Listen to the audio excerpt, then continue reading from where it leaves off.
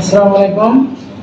আমি doctor Mohammad Tarikur Rahman, FCPS medicine, MD neurology. আমি ঢাকা মেডিকেলে আছি নিউরোলজিস্ট হিসাবে।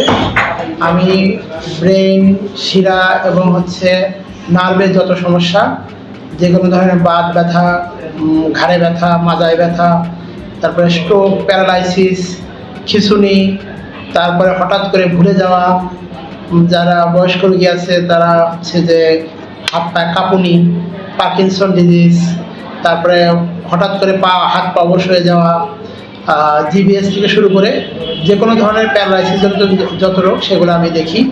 এবং আমি আপনাদের সেবায় প্রতি মাসের দ্বিতীয় বৃহস্পতি এবং শুক্রবার আমি রিডার, কালীগঞ্জ এবং শ্যামনগর শাখায় আপনাদের জন্য আমি এখানে আছি।